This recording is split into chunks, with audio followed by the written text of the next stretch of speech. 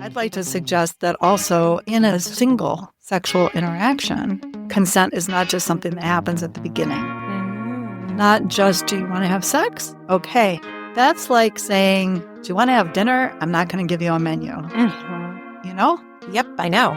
So if you miss the opportunity to ask repeatedly through an interaction that moves through time, you miss the opportunity to stay connected in a real way.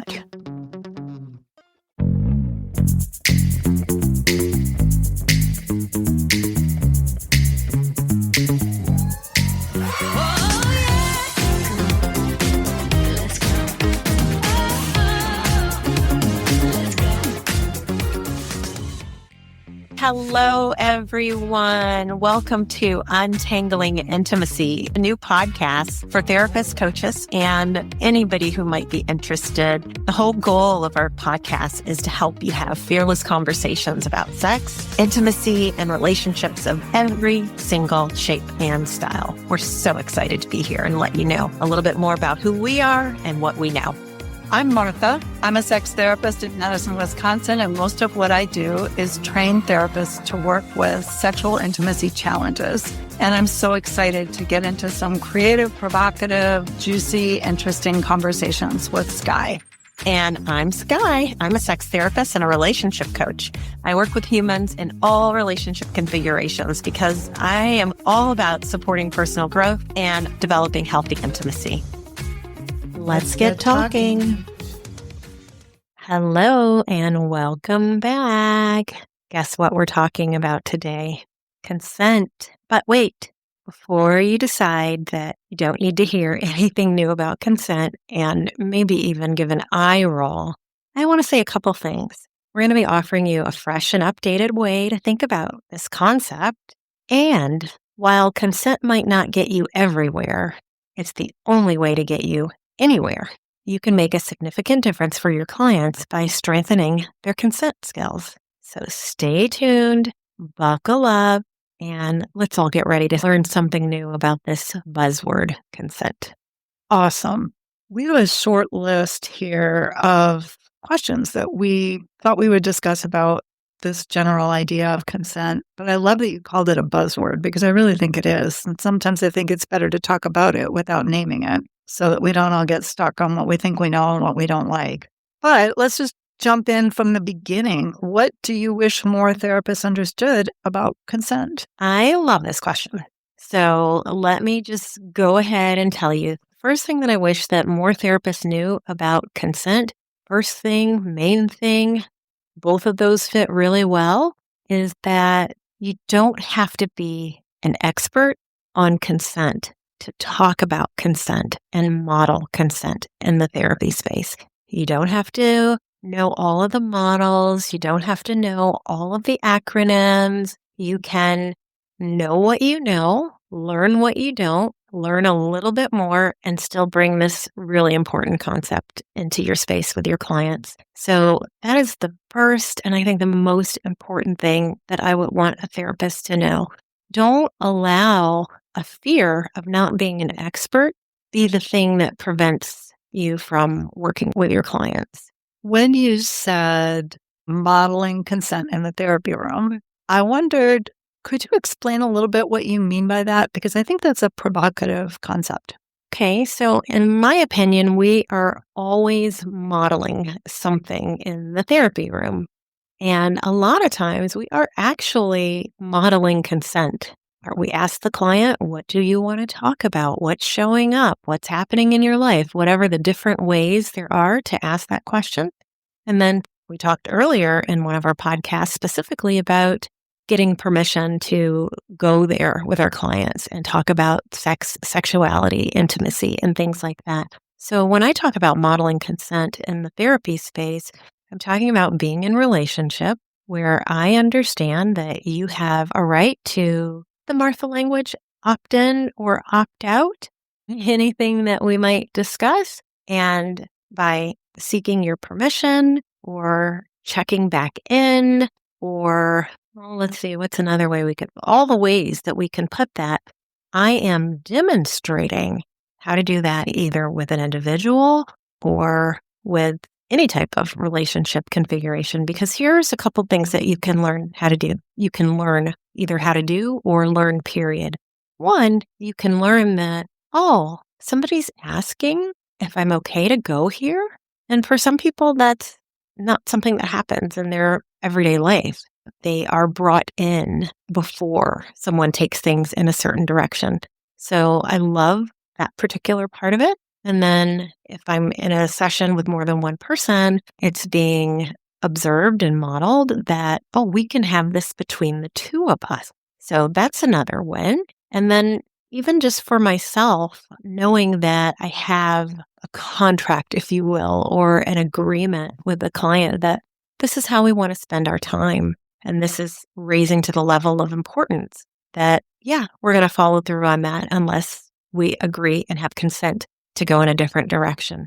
So those are a couple things that I think of when I think about modeling consent in the therapy space. It's lovely. I think that's a really important concept because sometimes we forget that while we're in session, we're showing a new way of being just by how we're showing up, as well as offering them some options for how they might show up, but not to forget the piece that we're holding ourselves as people who hopefully are able to ask a good question, center somebody else before we center ourselves, sustain focus on somebody else before we take back the microphone.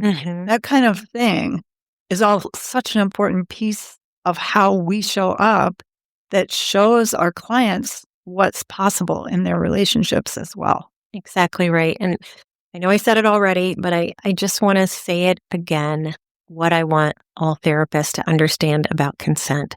You don't have to wait to be an expert on it before you bring it. So much could be missed if you don't give yourself that freedom and permission. And, we live in the information age. Anything is Googleable. Models are out there. Ways to do it are out there.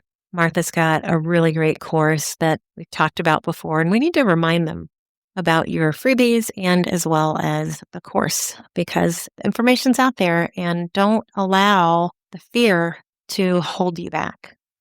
Consent is one of those things that sounds like it's about sex, and it's partly about sex, but it's also partly about how we show up relationally. Do we unilaterally decide what topic we're going to talk about, or do we bring somebody else into the conversation? Do we ask a genuinely curious question about somebody else's viewpoint, or are we really trying to change their mind through our questioning? Pseudo questioning. Right. That's a real thing that might actually happen in the therapy space. So about this question, I want to answer it too. What do I wish that more therapists understood about consent? This is circling back to the conversation that we've had before on the podcast about pressure for sex. I wish that therapists knew that, well, first of all, that pressure for sex kills desire, and pressure for sex is a consent issue. And there are very subtle, nuanced ways of pressuring for sex that we see and miss regularly.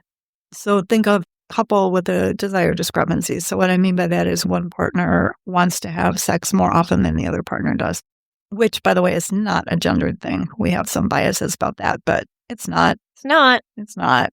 So the higher desire partner wishes that they had sex more often. The lower desire partner wishes that they didn't feel pressured to have sex more often. So the dynamics that arise that are problematic are anything that has to do with pressure, internalized pressure, or pressure coming from outside of yourself. And some examples that are subtle and often missed are things like, geez, it was my birthday yesterday and we still didn't have sex. Or like, I've heard that before. Have you heard that? I have heard that before. Yeah, me too. Okay, so here's now, and tapping the watch, tap, tap, tap, tap, tap. It's been 3 months, 2 days, and 24 minutes. And 39 seconds. Since we had sex. This is pressuring. That's pressure for sex. So that's what I wish therapists knew, is that some of those things that just seem like they're kind of the regular business of relationship are actually very subtle consent violations. And let me just clarify, I'm always ready to say something that I hear that I've said something that people don't agree with. Feel free. You can disagree with me. But what I think is consent is such a buzzword. Nobody wants to think that they're having non-consensual sex with their partner. So I don't use the word consent in session. I rarely do. Very, very rarely. I talk about pressure for sex all the time. I talk about consent almost never, not quite never. Okay, I wouldn't have guessed it. And when I do talk about consent, I talk about it in a positive frame. So I don't talk to my clients about consent violations because that's like the next thing to accusing somebody of being a sex offender. It's not a joining thing. We've got so much cultural buzz about consent. I just don't want to give them just a total black eye. I'm not going to smack them. So you're supposing that wouldn't go great? Yes, especially with the partner sitting right there. Yes, I am supposing. Go figure. But I'm still going to address the dynamic. I'm going to interrupt the dynamic. I'm going to be very clear that pressure for sex kills desire. But I'm going to try to frame it in a way that is understanding about how you could come to a place where the way that you're expressing yourself about what you want ends up communicating pressure so that we can come around to a conversation that actually can move somewhere. Can we scooch back a little bit? Because you said something to the effect of exposing and helping therapists to see, so exposing for the therapist these subtle consent violations. And you're talking about things that happen on a Tuesday, as I like to say, that, what did you say? It's the regular business of the relationship. So I'm hearing some really attuned listening, which again, a therapy skill that many of our friends out there already have, and pulling apart something that is a taken for granted assumption. Does that feel fair? Totally fair. And then carefully and deliberately crafting an intervention that you think is actually going to be therapeutically helpful. Okay. Definitely going to want to hear more about that. Well, that's the part about choosing your words. So personally, I'm not going to say, oh, that's interesting. That's a consent violation. No wonder you're having trouble with desire. Thank you. Thank you for not doing that. That's not going to be my approach, right? I'm going to have a softer approach to get to the same place, which is not the same as missing it entirely. So that's the thing I'd like therapists to know. If you ignore that business of everyday life that is a little pressuring, you are missing a consent violation. So I'll challenge the therapist directly, but the client, my challenge is going to be pressure for sex doesn't create more desire.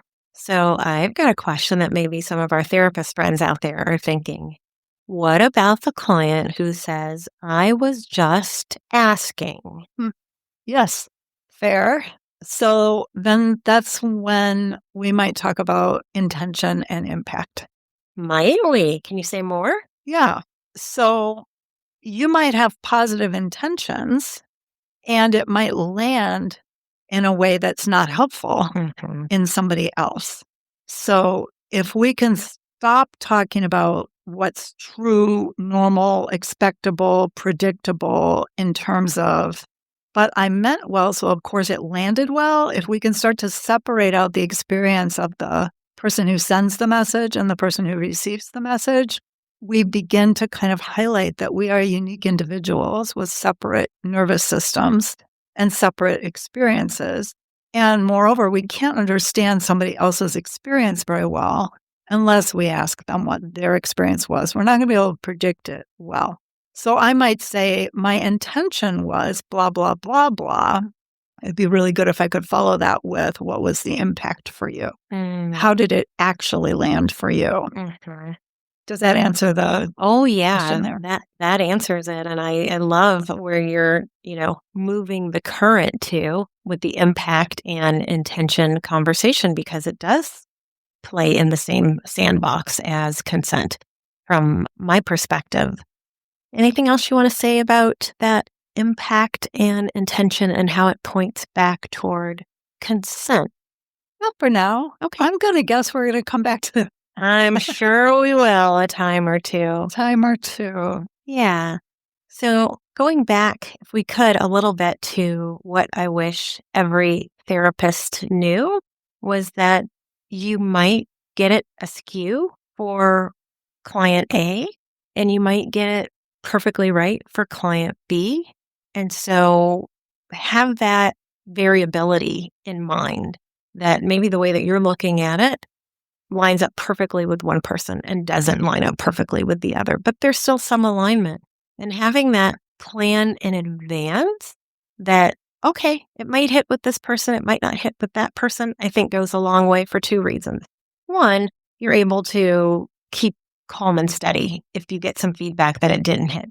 And then two, you're able to keep asking questions. So if you kind of assume that I'm going to do a little education, but I'm also going to ask some questions to learn more about what this is in this dynamic or for this person, then either way, you've got some content for the session. I love that frame for a therapist to work from. The idea that you're going to take your best guess and you're essentially running an experiment. I think this might land well. I'm going to give it a try. Or maybe it's not that great of a day for you. I have many days like this where I'm like, I'm going to get it out however I can. And I'm hoping for the best. Right. Fingers crossed. Fingers crossed this lands well. Or it's a really hard challenge or confrontation I've been scared about, and I've maybe rehearsed it or maybe thought it through or written it down, practiced in a number of different ways. And it's a stretch for me to do this in the first place. I'll just be lucky to get it out of my mouth the way that I intended to.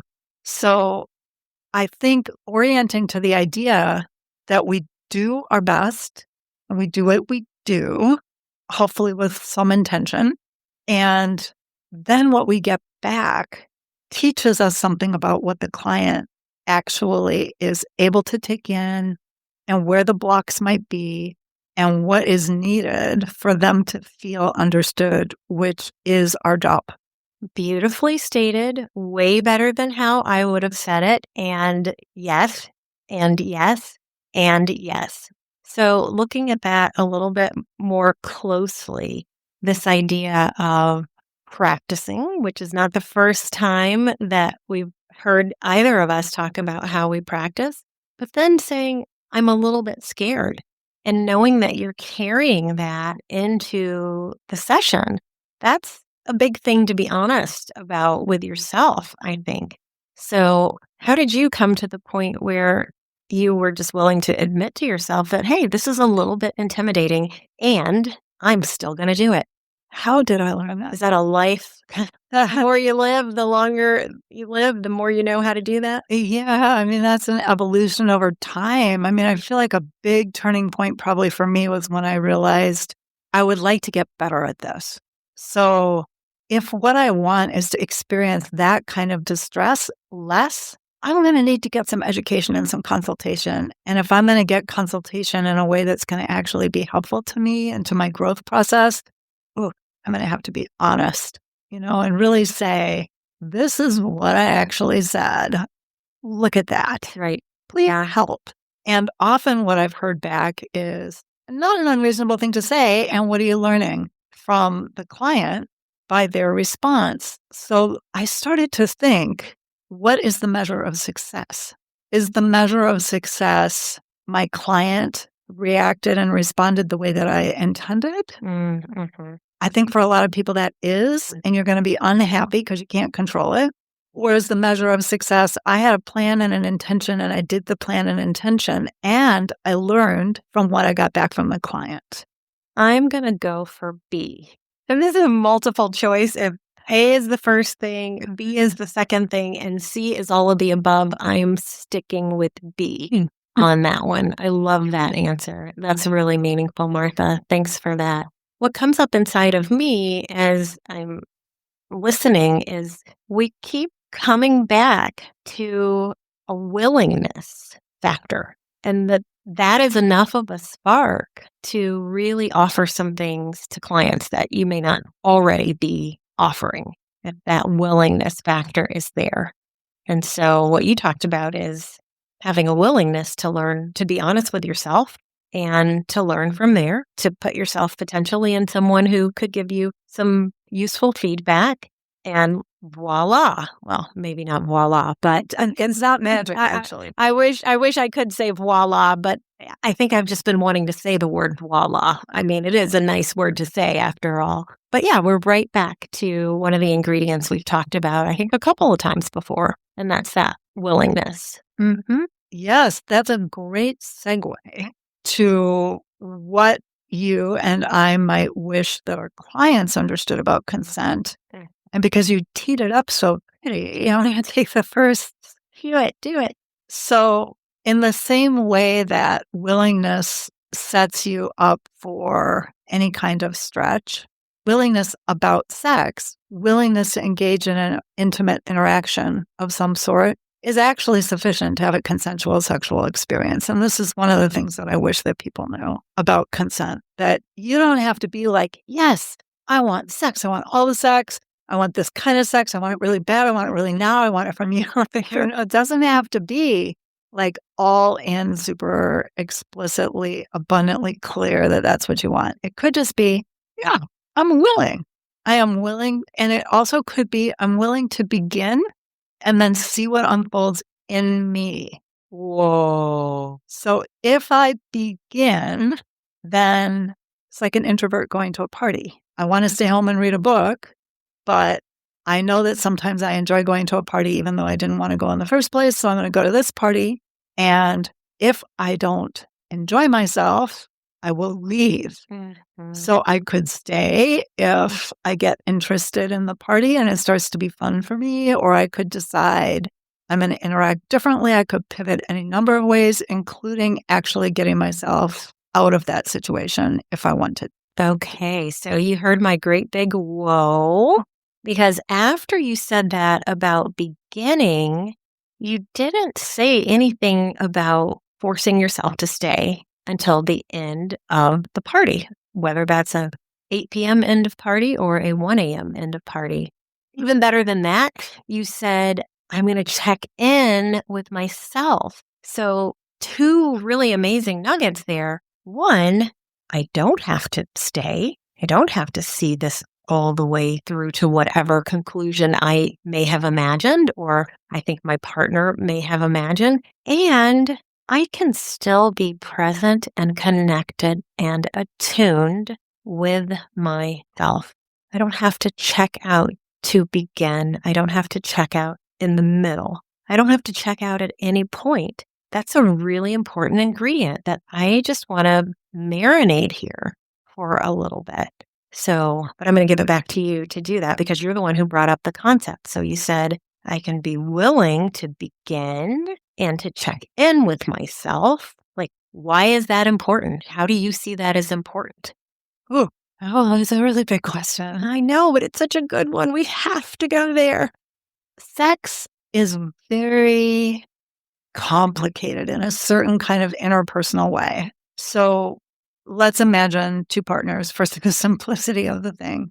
Each person has to be in touch with what's going on inside of them, what their experience is, what's going on with their pleasure. They're involved in sensation, experiencing, and also some emotion.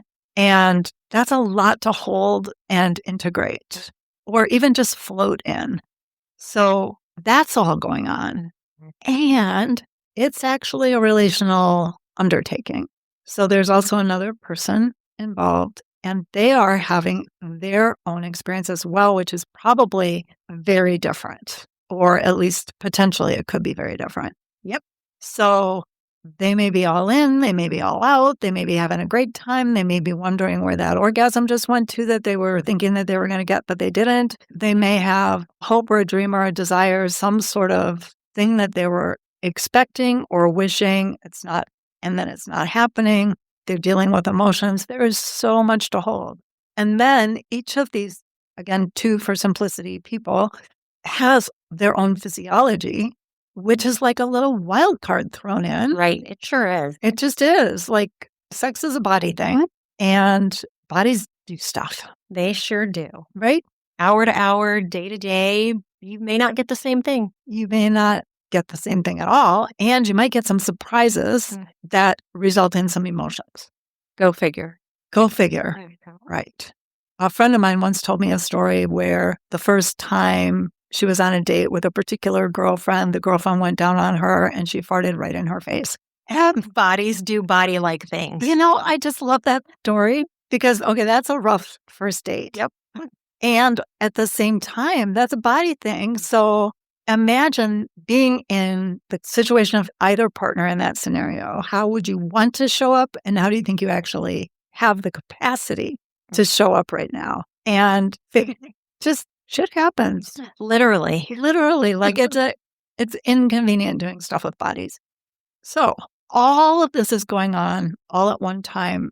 That's a lot to hold and a lot to be aware of. So it's hard enough to figure out what you want, what your partner wants, what's even possible, what you're noticing right now, and what you might communicate that would help shift things in a direction that's important to you. I mean, holy crap.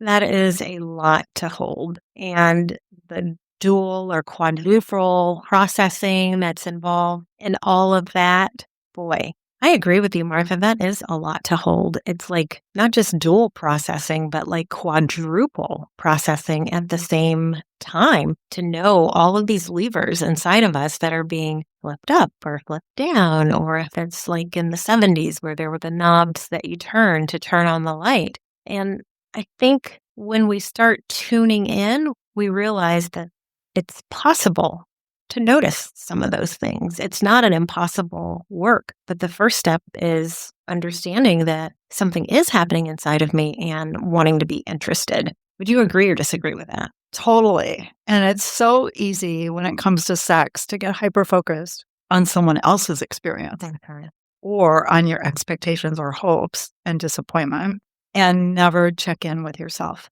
But I really believe that the success of the venture depends upon your ability to be in connection with yourself first.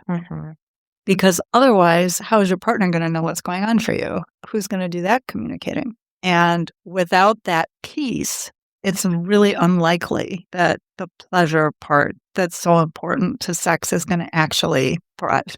Yeah.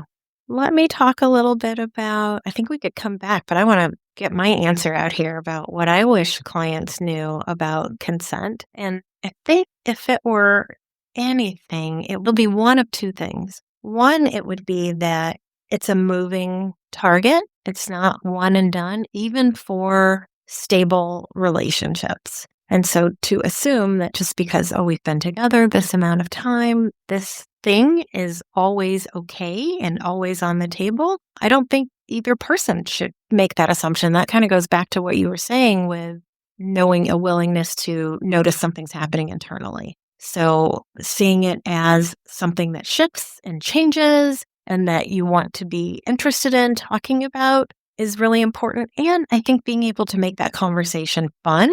So it might be a little bit of a tall ask in the beginning, but it can be a very exploratory conversation. It can teach you a lot about your partner, and even surfacing the answers to those questions internally for yourself. It can teach and expose you a lot about who you are. So the consent conversation doesn't have to be this serious thing that we're afraid we're going to offend each other. It actually could be kind of a fun conversation where it's like, okay, I want to check in. What's been fun for you lately? Okay, what quite hasn't worked? And where do you want to go? So if I had to come up with one, I don't know if I exactly could, but I think those two would be near the top of my list. That's a really provocative idea that talking about sex in a way that supports pleasure and consent might be fun. What? Could you say a little more? What does that conversation look like? It could be fun. So I'm going to give a personal anecdote here, minus too juicy of the details. But one of my partners and I went to a little bit of a talk, and there was just a brief discussion on consent. And it was one of those academic level presentations. But what we both took away from it was, hey, wait a minute, we hadn't talked about consent in a little while. And we were doing that because we wanted to, not necessarily because there was an issue or a concern, But some of the things that we were hearing, we wanted to check in with each other about.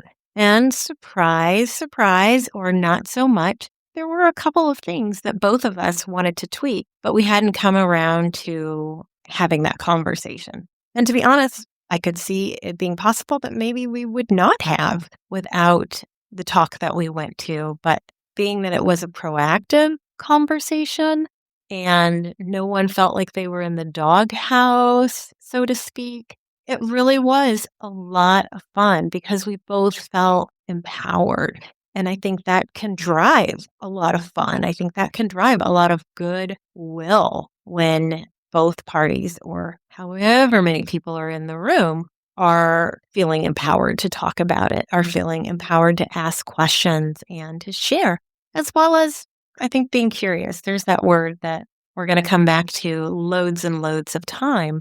So that's what I think of when I think of fun. You're learning something new. There's a lot of goodwill between the individuals having the conversation, and there's a positive goal to learn more and to maybe do some course correction that you hadn't gotten around to doing yet. Sweet. I love that. I love how easy that sounds, right? So that's one of the things that I wish people understood about consent. It doesn't have to be heavy and hard. Right. It can be pretty straightforward. Right. It can be pretty simple. It can be sexy. I love it when you blah, blah, blah, blah is terrific feedback. Well, I think a lot about like a restaurant that, hey, we both went to this restaurant. What did you like on the menu? And what didn't you like on the menu? And then vice versa. So that neutrality that, oh, we're talking about sex. I want the neutrality of that, not the version that I actually just gave. I kind of did that vice versa, but I want it to be relaxed and simple. And you can gain proficiency and skill in being able to talk about those things. Right, for sure. Let's pivot just a tiny bit to consent as a thing that doesn't just happen one and done. So you alluded to the idea that maybe in a relationship, what you like and want and enjoy might shift over time, or your awareness of it might need an update. And so a conversation about that might be something you would do ongoingly or periodically. I'd like to suggest that also in a single sexual interaction, consent is not just something that happens at the beginning. Not just, do you want to have sex? Okay. That's like saying, do you want to have dinner? I'm not going to give you a menu. You know? Yep, I know. So if you miss the opportunity to ask repeatedly through an interaction that moves through time, you miss the opportunity to stay connected in a real way. You miss getting that feedback from your partner about where they are. You miss reminding yourself to ask yourself where you are. And it's really this dance between people rather than just, I'm in my own little world beside you in your own little world. Yeah, that's so tender, just thinking about the imagery of the dance and coming back. And even if it's not verbal, and, I know there was a movement for a while, I don't know if it's still out there, that you had to get that verbal yes. I don't necessarily agree with that. And I know that there might be some people who do, but I think there is more than one way to continue to give consent without definitively having to say the word yes. So let me pause there and kind of get back on track to where I was going. But the beauty of attunement, checking in, paying attention, what am I feeling? What feedback am I getting throughout the dance is really way more meaningful than waiting until the end of the dance and asking yourselves those questions, in my opinion. Yes, I 100% agree.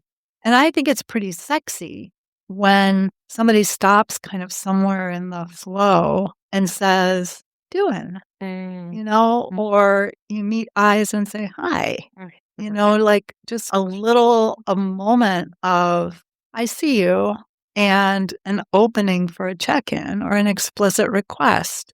This is still fun. Would you like something different? When I hear about really beautiful sexual experiences that stretch over some time, I hear stories that are really moving about We had sex and we did various things, and then things kind of wound down. And then we decided that we would go cook a meal together. And then we had this beautiful meal, but then we had to stop eating because we needed to go have sex again.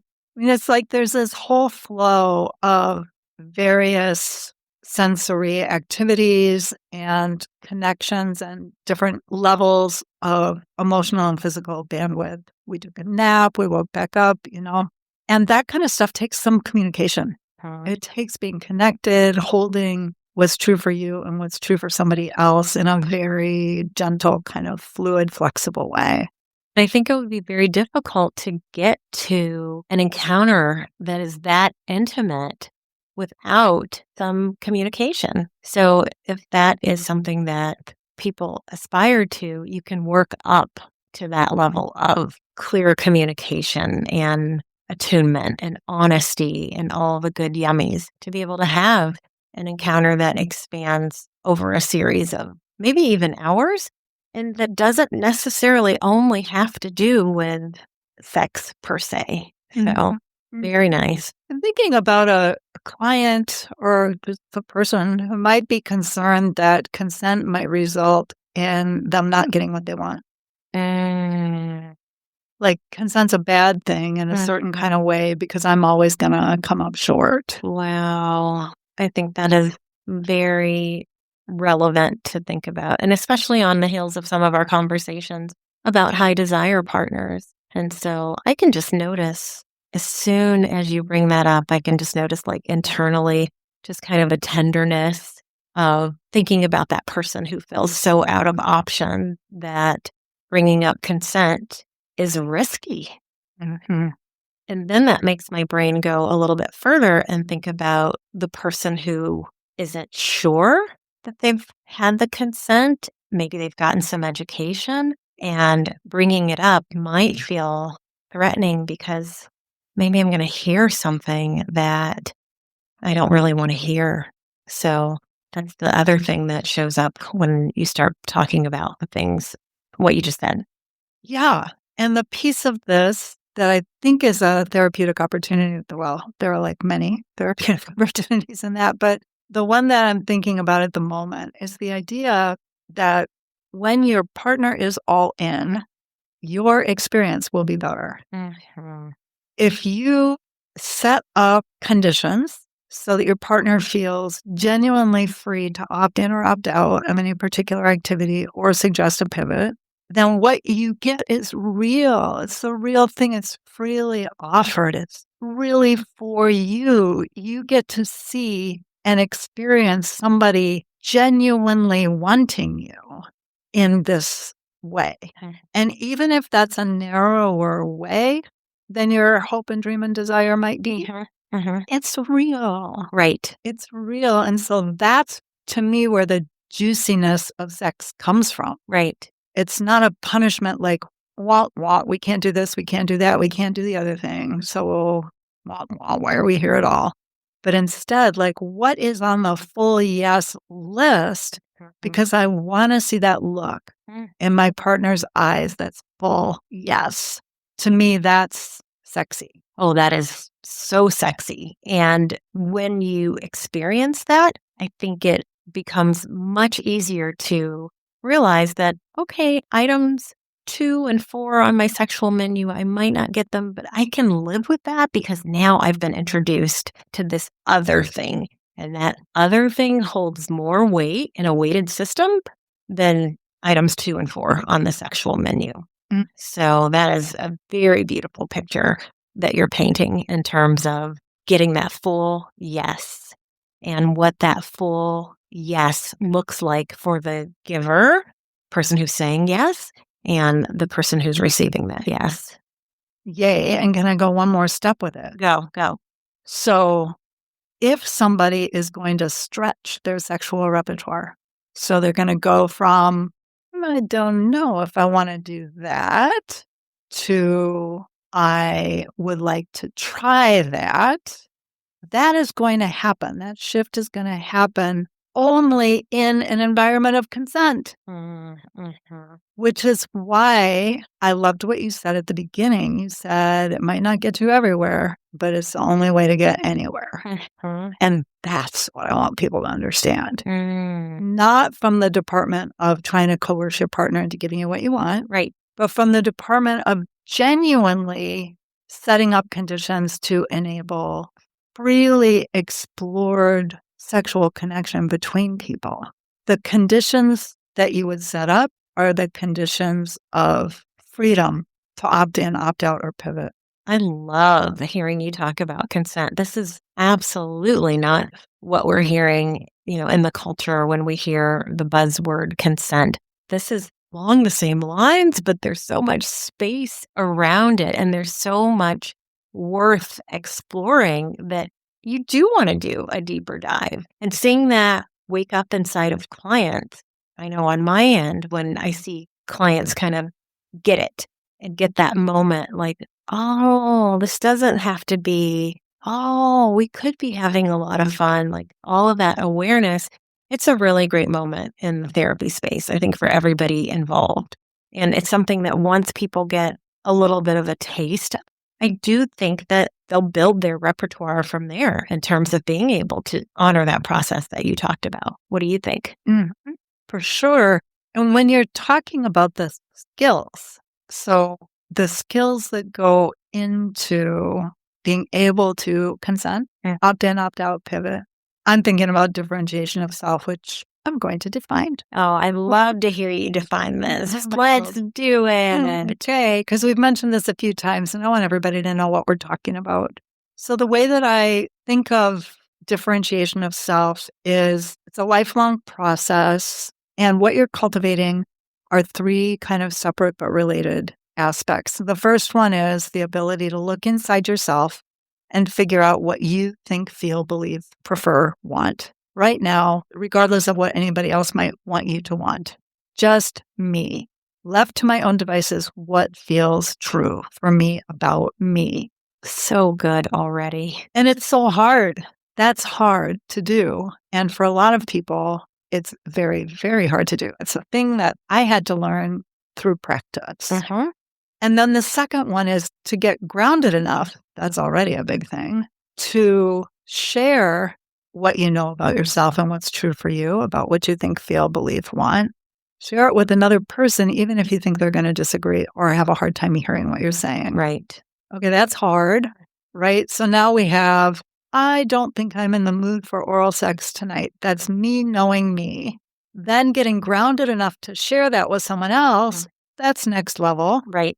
And then the third piece is getting grounded enough to lean in with curiosity and ask genuine questions and hold space to understand somebody else's perspective when they're telling you something about themselves that's hard for you to hear. Also, super duper next level. So this is where my partner gets grounded enough to say, oh, I'm not in the mood for oral sex today. What's going on for you, my darling? And I honor that. Right. And what do you want to share about it? Mm-hmm. So the interesting thing to me about consent and differentiation of self is that it's not rocket science. These are buildable skills. Mm-hmm. And it's our job as therapists to build them. Right. These are the skills that we're building for relationality anyway, or for just being, a self-actualized human at all. Right. Yeah, absolutely. Yeah. Absolutely. What do you think about specifically the sort of how does differentiation fit into your work and how does it fit into consent in your mind? Oh, wow. I mean, that's a big question because, I want it to be everywhere in my work, regardless of what a client comes to see me to discuss or to shift in their life. It does start with being able to hear your own voice and separate out what is I'll use the word noise in this example. What is the noise of what the culture is saying? What is the noise of the critical parent, to use therapy language, that I'm hearing? What is the noise of my partner? What is the noise of past experience?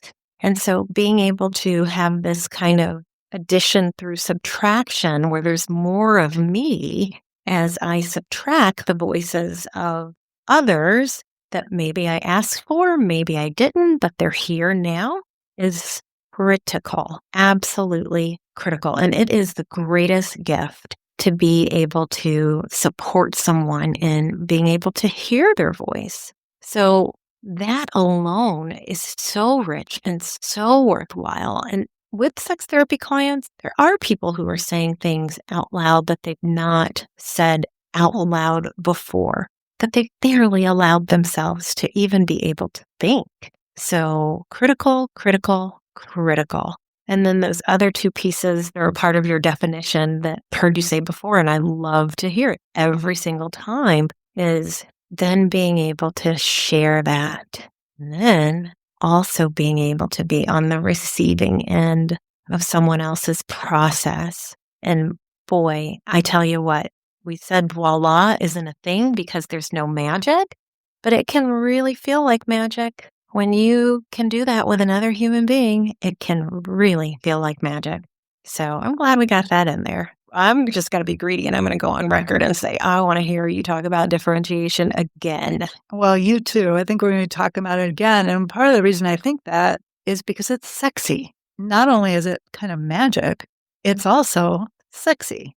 Sexy to know what you want. And it is sexy to be able to state that with some level of presence inside of yourself. And to be able to hear what someone else wants. Amen. That's super sexy. You're not going to find any disagreements here. Yep. Not on that content. So where are we at, Martha? I think we probably need to get ready to tell our friends that we'll see them the next time. Sounds right to me. We've got differentiation and consent. Go get it. And maybe send us a question about consent. Or send us a question about differentiation. Sounds good. Talk later. Bye-bye. I want to tell you that I've got a free series about therapeutic goal setting that you can sign up for right now. It doesn't cost anything, and it's based on my observations from consulting groups for lots of therapists. Getting crisp on goals can make all the difference. So you'll see me in some video role plays landing the goal setting intervention and also unpacking what I'm thinking about in those situations so that you can hopefully take that information and put it into practice yourself. There's a sign up link in the show notes. And part of the free series about goal setting is also a live webinar, which you can mark your calendars for. It's Friday, January 23rd at 1 p.m. Central, but all the details are in the show notes. Okay, friends, you've just listened to Martha and I talk about some of our own personal stories and what we bring personally and professionally to our work. Any of what I showed up with today resonates with you, and you might be interested in working with me. You can find me at workwithdraskye.com. My coaching practice offers practical and relational support, and I work with clients all throughout the country and even a few abroad. I'd love to hear from you. Again, that's workwithdraskye.com.